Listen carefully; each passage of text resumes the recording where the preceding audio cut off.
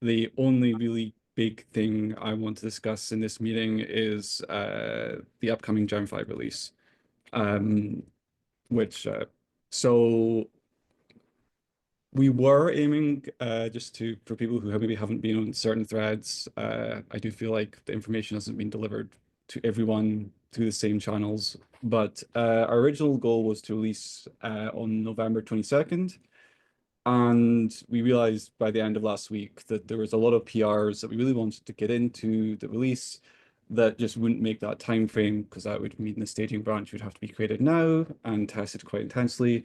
So we postponed the release to December 5th, which gives us a few more weeks. But I'm I didn't want I also kind of wanted to lock down staging and take this as an opportunity to decide what we are actually getting in and not getting into the release. So the staging branch has been created, and I have, well, we collectively have made a list of PRs that we are going to permit extra time to get into the staging branch. Uh, I would really like most of these PRs in by the end of the week, but next week's a hard deadline. They'd have to be in by the end of next week. And then we start the normal staging branch cycle where we test very intensely. We really think that we're going to have to test the staging branch particularly what's the word? Particularly well, because it seems like there's a lot of very intense features that, especially the interact. For instance, Jason's change that allows multiple Ruby protocols in the same binary kind of interacts with the Viper board changes, and yeah, we just are probably gonna have to run lots of tests and probably write more tests, particularly for the GPU stuff. So the discussion that I think I'm trying to centralize everything in gradually, but isn't perfect right now, is yep, is this one on the gem5 GitHub. Uh, and I have attempted to have a list of PRs that we are to get in to fully, but we're aiming to get in. That means we'll, when they're merged into develop, I will cherry pick them into the staging branch. I have a question on Yes. that copy, on that procedure. So for something like 117, my Ruby one, it's like 20 commits. Yeah, but I don't know how you cherry pick PRs. I let you just go through the commits and stack them up. Okay. Well, if anyone Sounds good. can tell me, That's yeah, I mean, that's what you I've always answered done it. Maybe my this better question. way. Yeah. Um, and just before anyone, just if anyone wants to manage this page on my behalf, just because something's merged doesn't mean it's complete. That means it's merged into develop. I need to cherry pick it. That's when I took it off the list. I think there's also, yes. So I'll go through these. I think probably the best strategy, I'll go through the ones I've got here briefly, and then if anyone has anything, no, actually, let's go through them one by one. And anyone who's got vested interest or anything they want to say, please speak up. I'll try not to do that thing that Jason says I do when I talk too fast and don't let anyone get a word in. But so first one is Jason's enable all protocols in single gem5 build. That is as in the 10, multiple Ruby protocols in the same binary, or all of them if you see fit. I have basically committed to taking this off Jason's hands because Jason's very busy right now. But in taking it off his hands, I have not really done anything with it yet. But we want to get this one in. I really want to get this in by the end of today. I'm not sure if that's feasible because the GPU board changes are going to be impacted by this, and this feels like a fairer way around to do it. I actually do have a question, and maybe Jason can answer this. Is everything that you're aware of for this change in this PR? I Just that think you're the answer to that question is no, because okay. I think Aaron had changes that are O- not in this PR. Okay, Aaron, I know you're listening in on this call, so just make sure that your changes are in this PR in some capacity. I'll probably also ping other people out in the darker group here at Davis because Too many people I are think working. it's just the testing changes from Aaron. Okay, okay. If that's it, then that's good. I don't think I had anything to ask or query about that. Jason, do you have anything you really want to state or discuss this particular? No, I mean, I guess I can say for everybody here, I think that the details are in the release notes. But just to repeat, this is going to break some backwards compatibility, unfortunately. Um, if you compile a single protocol, then you can use Ruby, the configs ruby.py.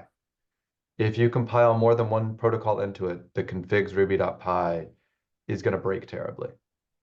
I've tried my best to hack it so that the tests can still pass, but it's been very difficult. And you have to change it, you have to, at a minimum, change the command line parameter that you use. I remember we had this similar problem with the multi-ISA, and one of our solutions was just have a environment macro that you can set which protocol you want. Is that not an option here?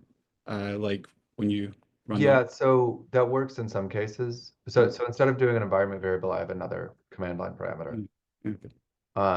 But the difficulty is just the way that ruby.py works, where it uses it calls execute to execute other Python scripts based on strings, which is not good.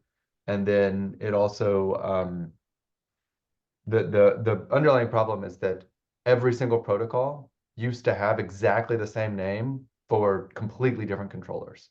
So Yeah. So in my example directory, and like the script assumes that in my example directory is called directory and messy two-level directory is called directory, and those names clash, and that causes big problems. yeah, I was actually going to stop you and say, actually, I don't need an answer to why this Ruby is complicated. And I'm actually surprised it's only this one thing. I think you also I think you also have to delete your build directory if you take this change down. Yes, that's Yes. true as well. There's I don't think there's any way around that. Yeah. Yeah. As always, if you have trouble building Gem5, destroying your build directory is often a good starting point. I think that I did it so that if that happens, it will print, you need to delete your build directory. Okay. Does anyone else have anything to ask or state or question I about just this? have a, Sure. oh, sorry. I just have a simple question. So when this goes in, will it still be possible to build like a single protocol only? Yeah, Okay. it will. Okay. The kconfig made this incredibly difficult. It was supposed to make things easier, but it made it way, way harder. So there's some really confusing parameters, and some of them are only used in single builds. Some of them are only used in multi-builds, but they always have to be there. So hopefully I've written enough documentation to figure it out. But yes, single protocol build should still work. Okay, cool. Thanks. Okay. That said, I think we want to try to move as much as we can towards multi-protocol builds. Oh. Did someone say something in the chat? Oh no, that was just you, Jason. Okay, I'll go. Okay, Giacomo, is this one yours here? Um, yeah, I can't remember where we left this off actually. Oh I yeah, mean, you basically just need this reviewed, right? yeah. Yeah. I think it's Okay. it's basically ready for review. Okay. I'll make sure to get onto that today. I kind of trust you. I trust this is correct, but yes, let's get this in. I have a question about this. Okay. Can you give me a bit of an overview? Now we have like two or three different TLM bridges. Can you talk about how this fits into the other like the one or two other TLM bridges that we have? Yeah. So unfortunately, the name is a bit confusing. So basically, this is not a TLM bridge in the sense of systemc TLM in the sense of system-C TLM. Basically, ARM developed this protocol, it's called AMBA-CHI TLM, which is basically system-C TLM inspired. But it's not basically like a TLM. It's inspired on TLM. So it basically uses like the payload and phase, only defines its own payload and phase. So I know that TLM allows you to specify your own payload and phase, but there are some other differences. So this is basically in no way compatible with the sort of base TLM 2.0 base protocol. So it's a different thing. Is if you check like the commit message, I'm not sure whether I referred it in the PR message, but it should be in the PR. It's basically like a link to the library, and it's basically like TLM implemented, assuming you basically have like a chai messages. So the payload and phase would basically have a chai related information. Okay, that makes sense. Somewhere that should be in the code documented. I mean, Like maybe I don't say explicitly this is not TLM 2.0, but I definitely reference the chai TLM library. I can have a double check, but if you see I'm not sure. Yeah, so I guess my feedback is we should have this important documentation not only in commit messages. Because most people aren't going to read commit messages. If I see, I think a good place to put it would be TLM controller.py. Because if I see that, I would kind of assume that it's a TLM 2.0 controller, not a ARM thing. So maybe copy paste what you have in the commit message into that Python file. Yeah, I will update the documentation. Cool. And then I guess my other question is like what, and maybe this is in the commits, because I didn't read the commit messages. But like what is the use case of this TLM controller? Okay, so actually I presented it like some developers meeting ago, but as a refresher. So there are two actually data structures that I introduced. Well, actually there are more than, but let's say two. One is the base chai generic controller, which is basically like a sort of interface class for Ruby coherence controller. And that can be used for several purposes. So one, if you recall, was basically to be able to connect classic memory system, like classic caches, into the Ruby caches. Because basically having this bare interface allowed you to not buy into the sequencer abstraction. So that was a unique use case. The other one, and that's the use we are using in this PR, is basically to have this chai TLM, and it's basically translating chai TLM chai messages into Ruby messages. So it allows to connect whatever IP is using chai TLM into Ruby, basically. So basically, other simulators which are using chai TLM can basically connect to Ruby. If you see like the PR, there is this person there that had like a similar use case in mind. On top of that, I posted another use case. If you see, I think it's the latest commit, where basically I've wrapped the chai TLM library with PyBind. In the other way around is if you go scroll down, if you see like a variety unit test, and like the last two, well, the last three actually. So basically, write the chai TLM with PyBind, which means that actually, I think it's a good, if you go to the last, I think it's even better to show an example. If you go to the last commit. But basically what I do is I enable the definition of unit tests for Ruby. Basically, by wrapping chai TLM with PyBind, I can input some chai transactions from Python. So basically, I generate a transaction, and then I can set expectations with callbacks on like, okay, when you issue like a read share request, I expect the cache line state response to be this, with this specific channel ID, with this, and that. So here is just like a mock example. The idea is to augment it further to have better unit testing for Ruby. So like in the read shared unit.py, so basically like this Ruby mem test, which is basically copy from the mem tester, and it imports this read shared unit and basically specifies like a unit test for a read shared transaction. Now, this is like very minimal. Like if you see the testing I do, it's very minimal, but just because just like to show like a proof of concept of what we are trying to do here, and one of the use cases of the chai TLM, basically. Cool. Okay, thanks. Is there any way to drop the dependency on ruby.py from your test? Because right now this is not going to run with the multi-Ruby change.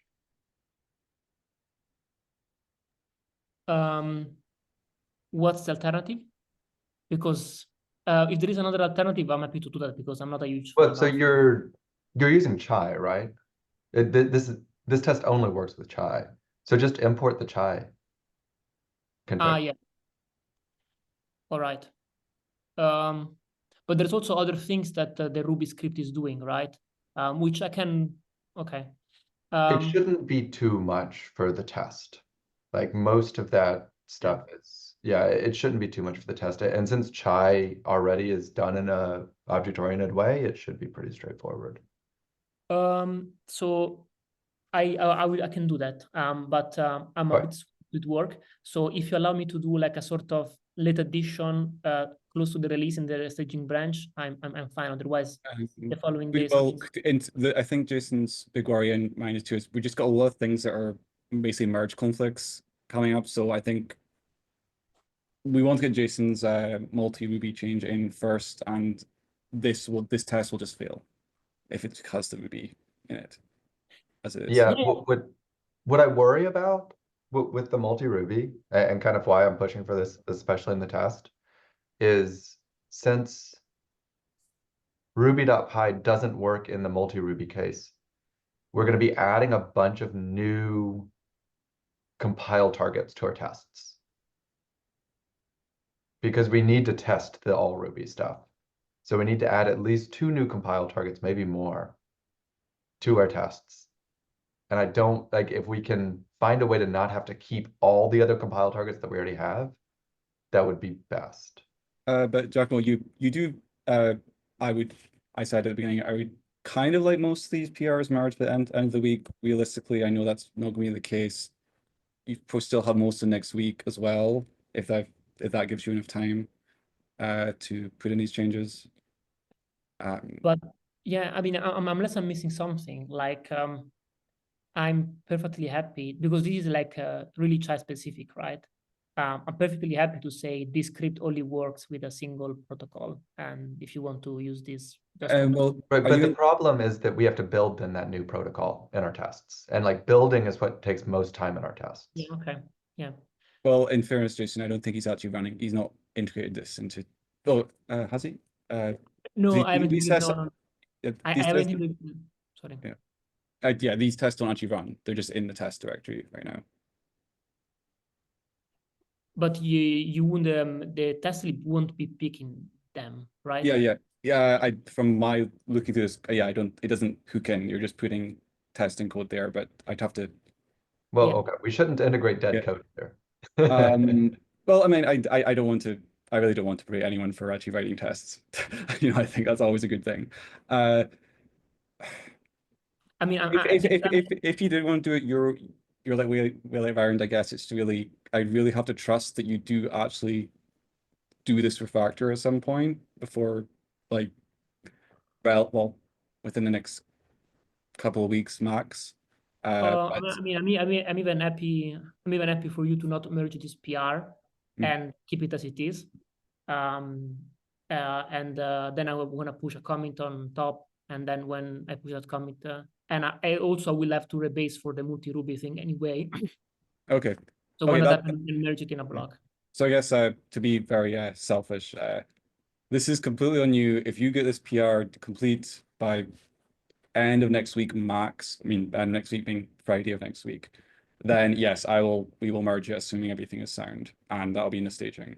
And yeah, well, and I'm really going to push for try to get Jason's multi be in ASAP, because obviously that would be helpful. But anyway, I mean, sorry, one thing I wanted to add, because we mentioned that. So this is the test directory, because even if now I didn't hook it up to test lib, the plan will be at a certain point where the test written in the suites directory becomes serious to hook it up. It's just that now it's just like going like a proof of concept. Well, it's okay. No, just normally what I do for these proof of concepts is I put them in configs example, just to they're not tests, they're just examples of how you run it. And if I also and then if later I want to make that into a test, I just call that config from the tests directory. But I think it makes the life a bit more complicated than what it actually is. I think this is a pretty bike shedding sort of topic, but I think me and Jason's concern is if you forget about this is just dead code, to us. Like no one would. I don't know. I wouldn't look for examples of how to run this in the test directory. But that code will be that code even if you leave it in configs. Like it's the no, same. But I look in configs examples for examples of things. I don't look. Let's stop with this argument. Yeah, I think we all know what needs to be done. Let's move on. It's not really because it's bike shedding in its most extreme form. But thank you, Jacqueline. This is a really good change, and if you do that, we'll get it in for sure. Buy for board. Do we have Matt in? Nope. There's no point in talking about it. Yeah. Okay. Does anyone have anything to chime in on this? Given that the developers of this aren't really here.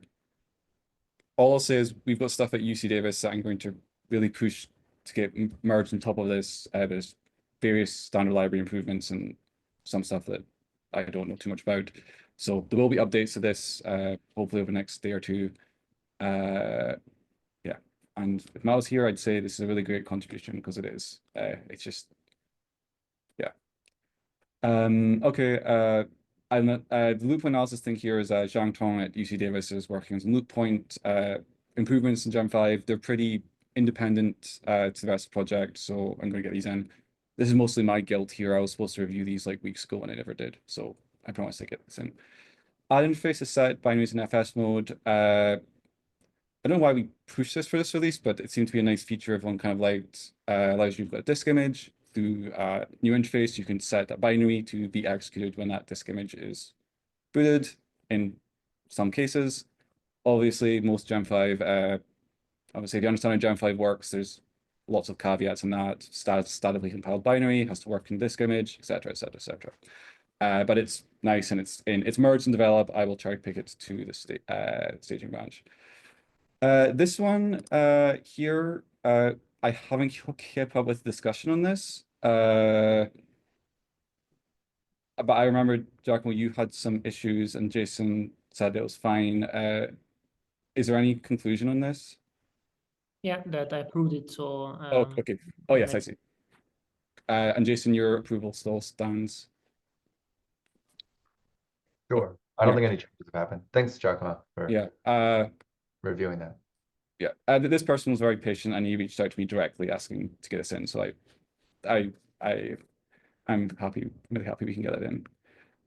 Jason, is this one worth discussing? I just remember this is about the add support for maybe stale blocks. I don't know anything. I think it's ready to go. That's I don't know why it's not merged. Yeah, but you don't do nothing to discuss about it. Nope, it's been approved. Okay.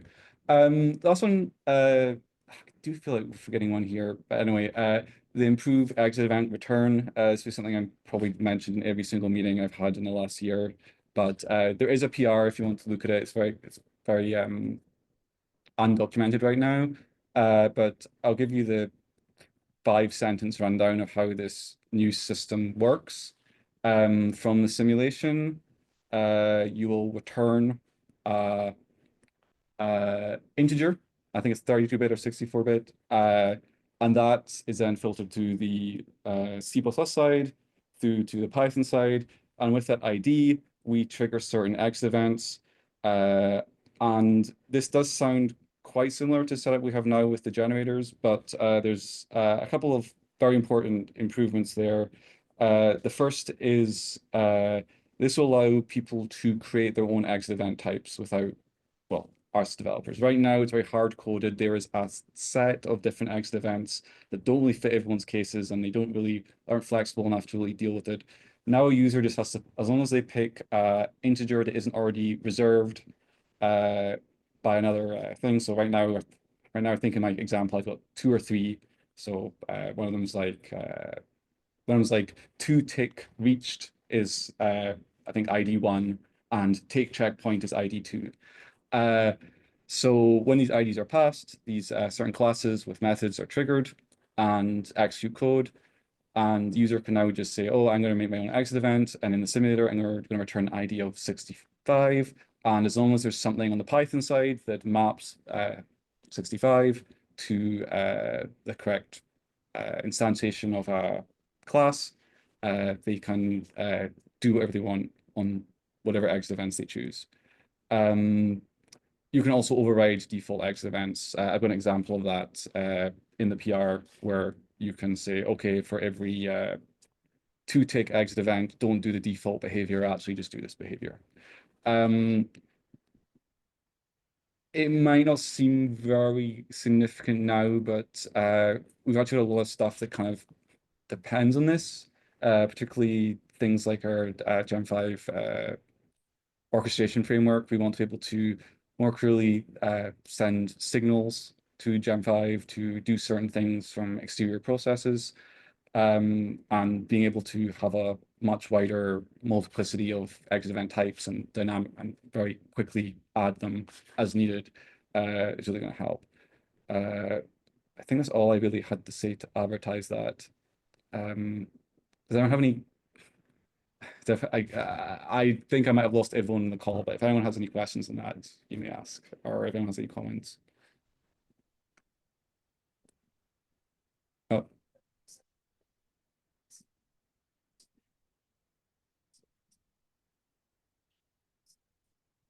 Thank you. Aaron just reminded me of the PR that I'm missing on this list. 1581, is that right, Aaron? 1581, I do think actually we could use, sorry, I can't get to my URL is blocked. So if you pull request for secure 1581. This is this is right.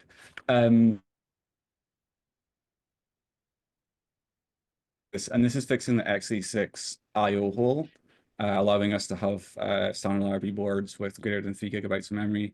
This, I believe, is actually, we need this to really, for the GPU board to be useful, because the GPU workloads are bigger than 3 GB, as far as I understand. I wish I'd remembered to look over this before this meeting, but more eyes on this, people who are familiar with x86 and such. So this isn't, yeah, let me talk about this for a minute. So, Yeah. so there's 2 things going on here. The x86 thing is a red herring. This PR is not about x86, it's about address ranges. And it's making a pretty big change to the address range API. So we really need some careful review here. So the original goal of this change was so we could do things that were more complex than just bitwise interleaving. So if you had, for instance, 3 memory controllers or 7 memory controllers, or something that's not a power of 2 memory controllers, you could interleave between them. And so William is a student here at Davis, so don't be too harsh on his software engineering skills. The original implementation was a bunch of if-else statements and just really made address range way more complicated. It turned out that with that modulo address range, it was easier to implement a hole in an address range where you remapped a piece of it from one place to another.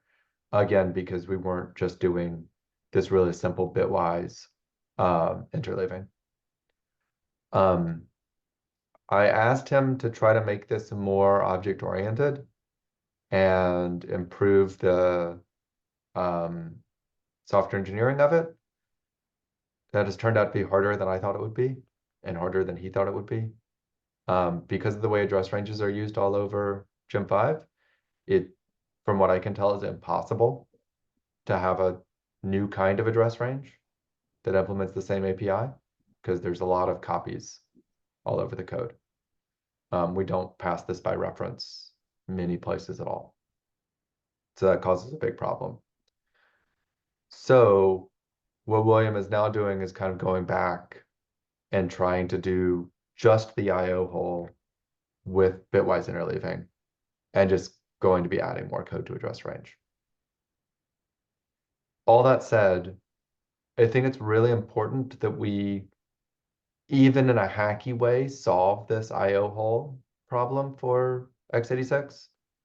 And so I'm going to advocate for, even if this software engineering is not perfect, to go ahead and push this in, assuming it's not breaking anything. But because the software engineering is not where I would really like it to be, it's going to be important to get some eyes on this before it's merged. I'll double check after this meeting. This is actually all his PRs, because I find it weird that if I'm reading this correctly, the last change was 2 weeks ago. I think you must have a different branch somewhere. Well, I'll double check after this meeting. Yeah. And I think I'm correct though, Jason, that effectively without this change, the effectiveness of the Viper board is pretty limited. We need it, right? So, I mean, we've been hacking around this. So for those of you who are not familiar, x86, for some reason, has this IO hole between 3 gigabytes and 4 gigabytes. And in real systems, what happens is that those DRAM addresses, those memory addresses get remapped above. So if you have 16 gigabytes of DRAM in your system, you have addresses from 0 to 3 gigabytes, and then from 4 gigabytes up to 17 gigabytes, which again is impossible to do in gem5 with bitwise interleaving if you have multiple memory controllers. So there has been hacks around this forever, but no good solution. And this is at least a step towards getting a solution where you can have both interleaved memory controllers and a hole in your address space. And I guess for the, like, this isn't specific to the Vega board or Viper board in any way. It's specific to all x86 boards that have this limitation that we can't have interleaved memory that's more than 3 gigabytes.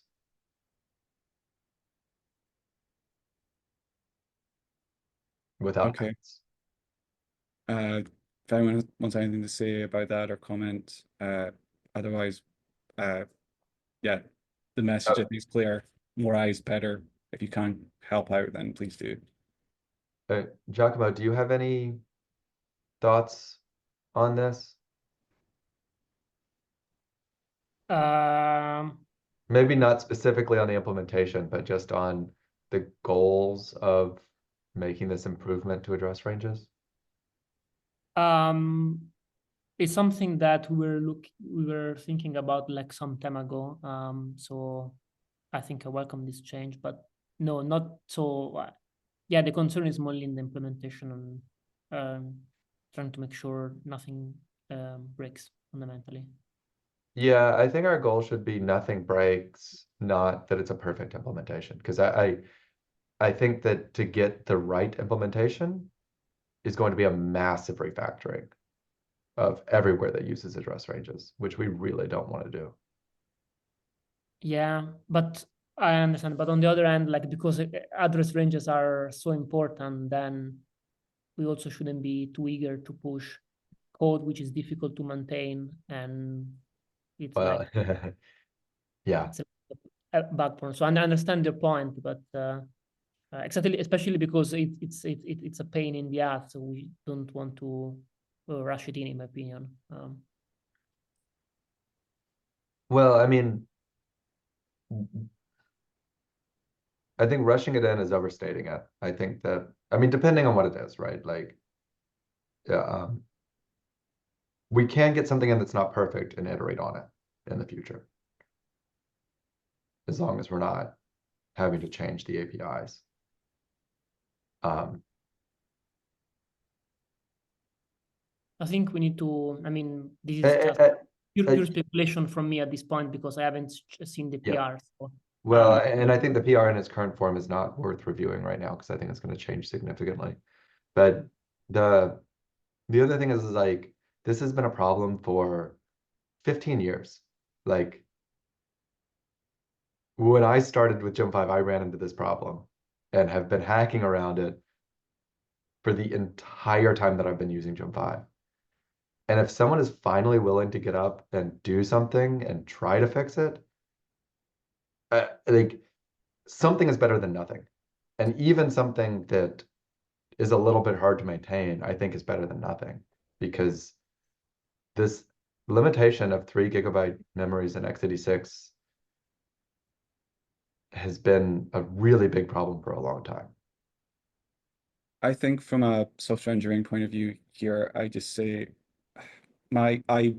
whatever is in this PR, if it's to be merged for staging, we should solidify the new or extended API. But I think behind the scenes, how that API is necessarily implemented in address range, I think it's fine to be, frankly, a mess, as long as it doesn't, as long as it's a functional mess. That's the kind of spot where I am comfortable with. But I have not reviewed this either. Yeah, I think this one is a case that we could very easily get caught in. And this is a case where for the almost 15 years, we've been caught in a case of we're looking for perfection, so we're not making any progress. Let's just make some damn progress.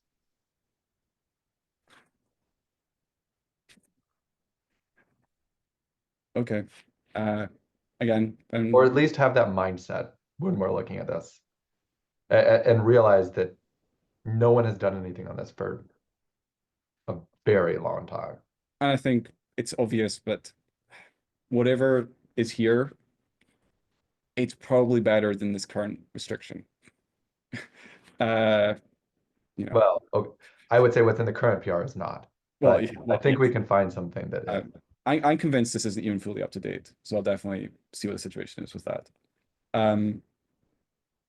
If anyone has anything else to say about this, please jump in. I'm just assuming everyone's listening. Messages are being received. Okay, I think was that. Oh yeah, that was the. Sorry, that was everything I had on this list. Thank you very much, Aaron, for pointing out the one I was missing there. That is, I think that's everything I have to say about our current strategy for release staging. I will say I've done a poor job these past 2 weeks keeping track of any other PRs that have been submitted. So if there is something, well, definitely if it's a bug fix that is applicable to the current staging branch, please leave a comment here and just say, hey, this needs cherry picked. Or anything else we might be aware of that is, should be there. Just please leave a comment. This is the discussion page for that reason. I guess with that, I kind of open the floor to anyone who's got anything else to say.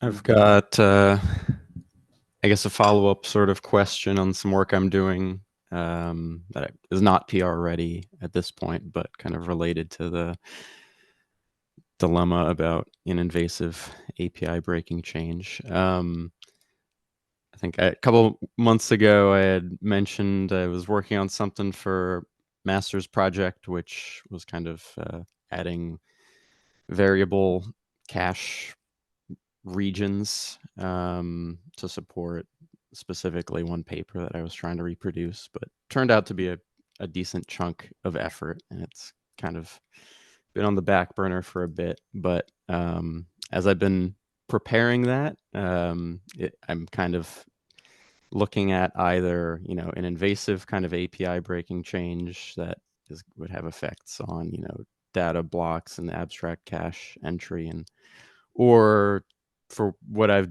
been doing while I'm testing it, just kind of keeping a whole couple of separate parallel classes that are extending some of those base classes. At this point, I think it's probably unrealistic that it would get upstreamed, because I don't see an obvious way to clean up some of these things. It would definitely be Um, a large delta.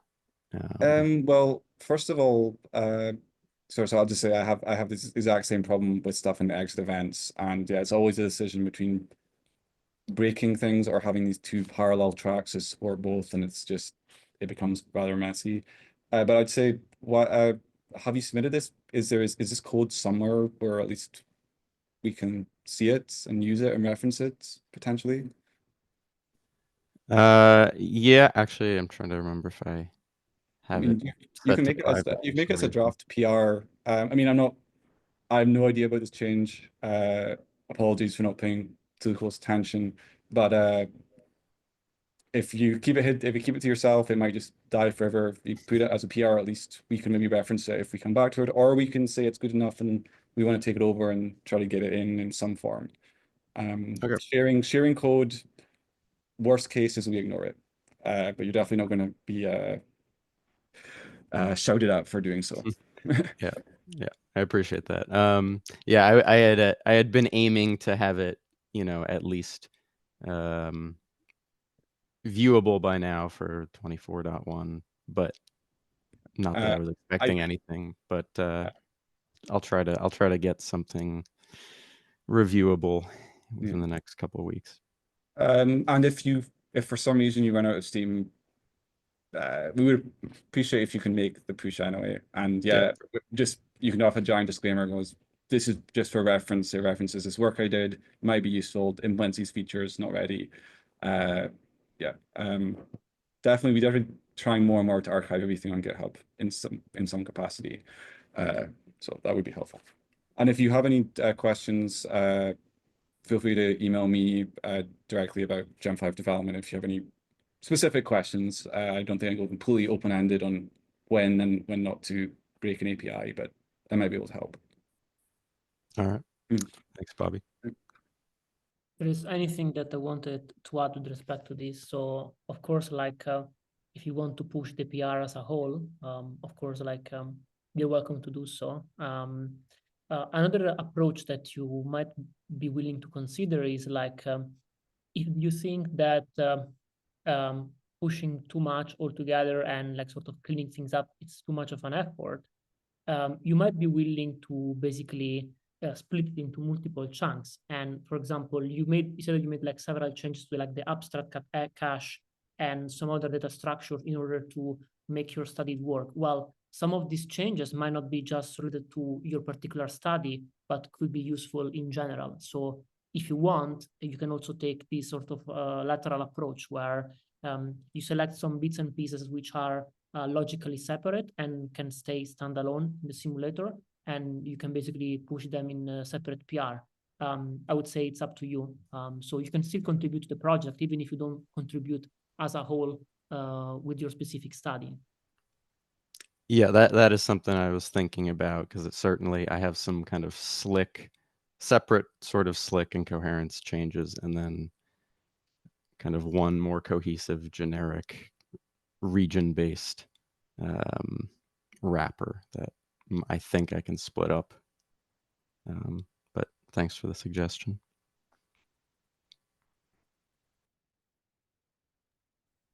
Okay. Does anyone have like literally anything else?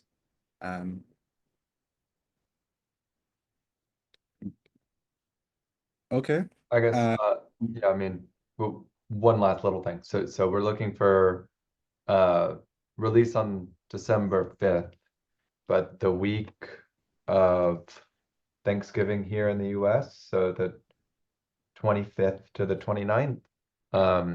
not much work will be done on this side. I'm gonna be gone, completely gone that week, the whole week. And others might be here Monday, Tuesday, but most people are taking off. So don't expect too much work done. And just FYI for those, if you need me, I'm also gone the 2nd and the 3rd. So I'm not back until the 4th of December.